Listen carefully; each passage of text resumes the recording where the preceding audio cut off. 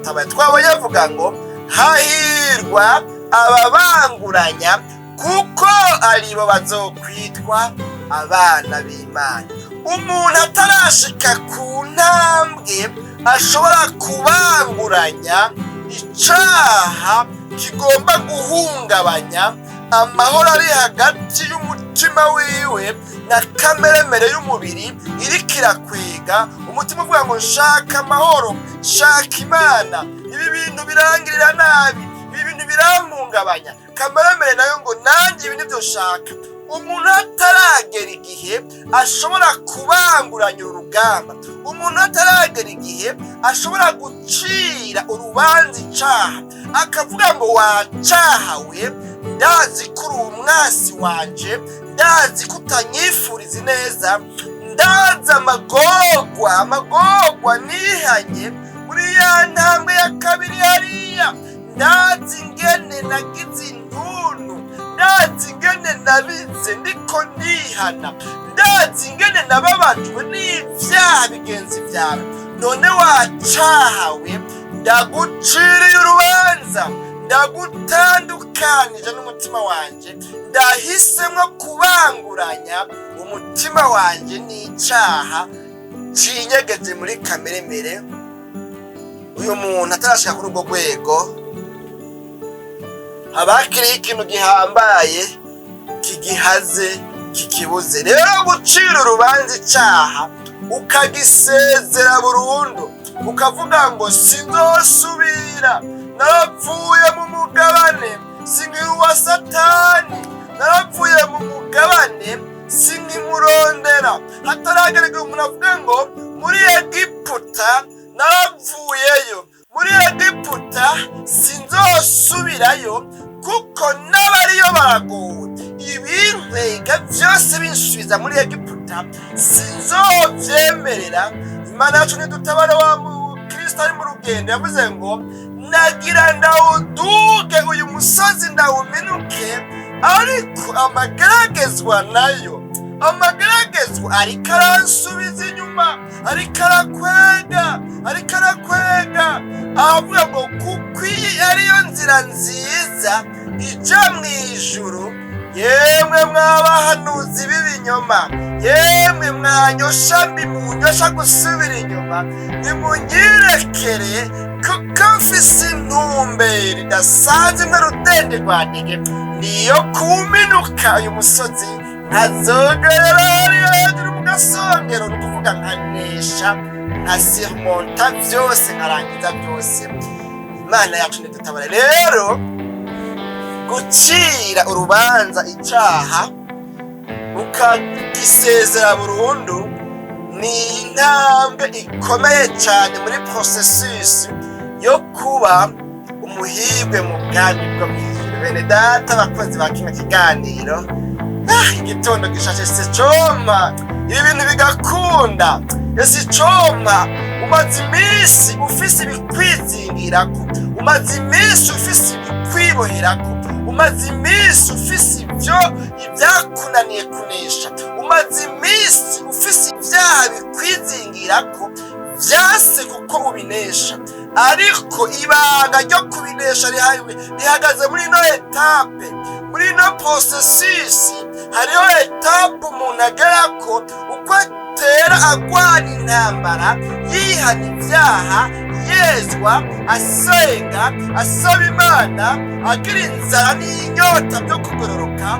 Iyo ariko agira inzara n'inyota byo kugororoka, mu yandi majambo aba ariko arasaba Imana ngo Mana ndakwinginze ngufashe, ndacafise ibyo nkeneye mu rugendo rwo mw'ijuru, ndakeneye gutunga ubutunzi bwo mw'ijuru, ndagomba ingabire, ndagomba ibigwanishwa.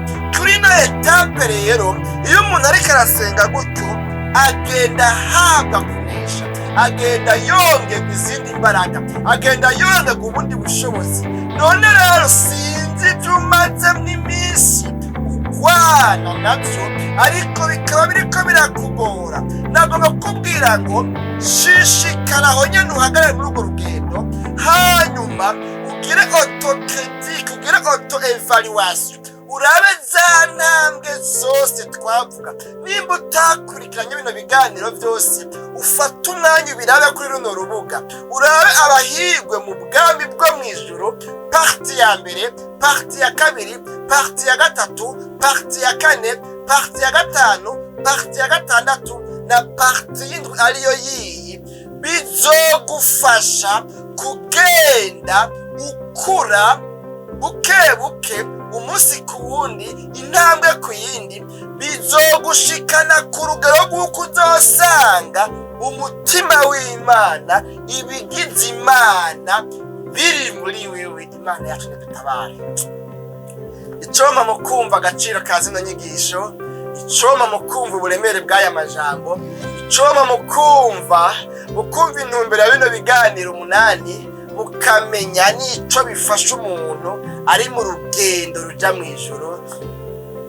Imana yacu nidutabare kuko bitwereka kuva ku ntambwe ya mbere umuntu avuye mu byaha, umuntu ahisemo kwakira Yesu Kristo nk'umwami n'umukiza mu bugingo bwiwe, akigaya ko yacumuye, akigaya ko afise ibyaha ajije, gushika ku rugero rwa nyuma. Tuzoruraba mu ntambwe ya nyuma aho umuntu hagera igihe isi ivuga ngo uyu muntu natuvireho, ikamugwanya imuhama ivuga ngo wewe ubu ntituguhama tuvuga ngo garuka muri twebwe, ahubwo tuguhama tukwikurako, kuko wewe ntukwiye kubino. Abameze nk'uko wewe umeze ntibaba muri twebwe ino, ntibaba ino mw'isi, wewe tuvireho. Isi yabahagaze igihe umengo uyu muntu ikimuhinda imubwira ngo genda iwanyu, taha iwanyu, tuvireho.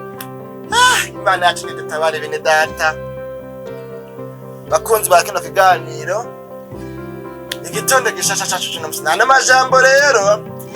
Iyi ntambwe irakenewe cyane, birakubereye, biragukwiye, urakwiye kugera kuri runo rugero. Hagera igihe icyaha cyose kikurondera ugicira urubanza, ugafata ingingo, ukagisezera burundu, kuko iyi ni intambwe ikomeye cyane muri iyi processus yo kuba umuhirwe mu bwami bwo mu ijuru. Ahandi ho umuntu arihana, uyu munsi akihana, unashaka nukurira akarira akabogoza, ariko mugabe ejo ugasanga yabisubiye, ugasanga vya bindi yihana yabisubiye. Kubera iki? Nararonka ubu bushobozi, iyi ntambwe uyu muntu ntarayigerako. Iyo umuntu amaze gushika kuri iyi ntambwe, abageze igihe atakineshwa, ahubwo afata ingingo, icyo afatiye ingingo akagishira mu ngiro. Abageze ku rugero rw'uko acira urubanza icyaha uko coba kiri kose, akagihindira hanze y'umutima wiwe, akacigiza kure. Mu yandi majambo, abafise ubushobozi bumubashisha guheba icyaha, naho coba cabonekana ko gisosa gute, naho coba cabonekana yuko kirimwo inyungu gute, naho coba cabonekana ko kimubeshejeho, ariko kubw'uko yamaze kumenya yuko iki kintu kiriko kiramuronderera inabi, uyu muntu abageze igihe avuga ngo viraho, jewe ngomba kubanguranya icaha n'umutima wanje, kuko icaha kirahungabanya amahoro yo mu mutima. Imana yacu nidutabare bene data bakunzi ba kino kiganiro.